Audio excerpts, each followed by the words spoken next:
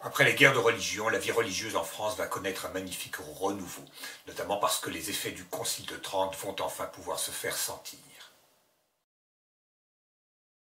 L'imprimerie permit de répandre des livres de piété destinés aux laïcs.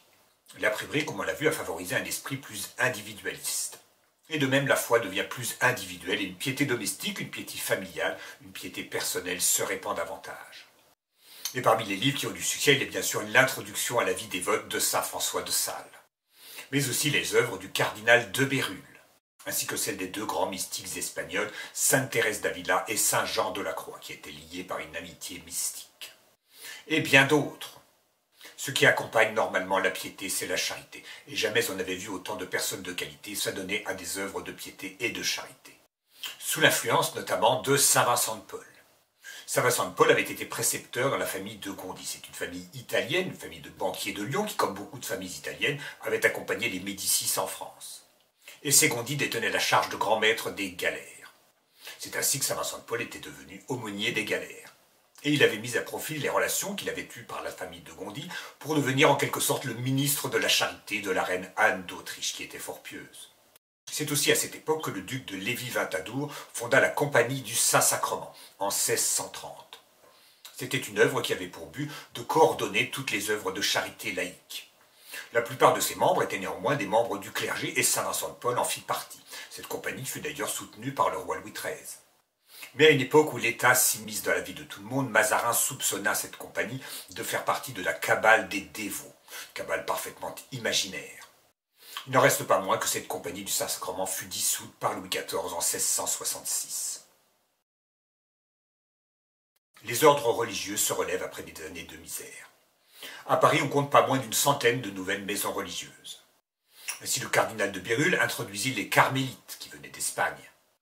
Et le père Ollier fonda les Sulpiciens, qui se consacraient surtout à l'enseignement dans les séminaires, ces séminaires dont le Concile de Trente avait ordonné l'ouverture. Ces Sulpiciens sont célèbres notamment par le grand séminaire d'Issy, à côté de Paris.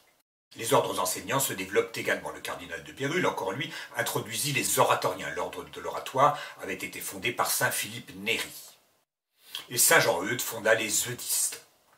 Quant aux jésuites, ils avaient été chassés en 1594, mais 10 ans plus tard, ils eurent l'autorisation de revenir. Et vers 1640, ils tenaient 70 collèges. Ces collèges étaient destinés aux enfants de la bourgeoisie et de la noblesse. Quant à l'instruction des filles, elle était assurée par les Ursulines, un ordre d'origine italienne, ainsi que par les Visitandines. L'ordre de la Visitation avait été fondé par saint François de Sales et sainte Jeanne de Chantal, qui étaient d'ailleurs apparentées. Et puis les villes s'agrandissent, et dans les villes, il y a toujours un problème de pauvreté. Les ordres qui s'occupent de ces pauvres sont les Capucins, les Cordeliers, tous deux dérivés des Franciscains. Il y a aussi les Minimes, les Récollets. Et puis les Lazaristes, qui sont fondés par l'inévitable saint Vincent de Paul. Les ordres cloîtrés, comme les Augustins, les Cisterciens, les Bénédictins, sont réformés par leurs abbés. Les réformes, en général, consistent à revenir aux origines. Et on ne peut pas ne pas parler de la réforme de la trappe. Les trappistes furent réformés par Armand-Jean Boutillier de Rancé. Armand-Jean, car il était le filleul de Richelieu. Il fut connu sous le nom d'abbé de Rancé, et Chateaubriand, dans ses dernières années, rédigea sa biographie. Saint Vincent de Paul fonda l'asile des enfants trouvés, qui était connu par le tour qui se trouvait à l'entrée, qui permettait de déposer anonymement les enfants pour éviter qu'ils ne meurent dans la rue. Et avec sainte Louise de Marillac et d'autres dames de la cour, il fonda les filles de la charité. Il ne faut pas oublier la fondation du Val-de-Grâce par la reine Anne d'Autriche.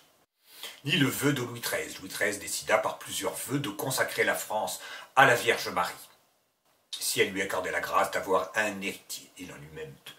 Mais l'un d'eux était Louis XIV. Depuis la pragmatique sanction de Bourges sous Charles VII et surtout depuis le Concordat de Bologne signé par François Ier en 1516, le roi de France avait le droit de désigner les évêques et les abbés. Cela lui permettait de récompenser les familles qui lui étaient fidèles sans débourser un centime de sa propre poche. Mais cela conduisait naturellement à des abus.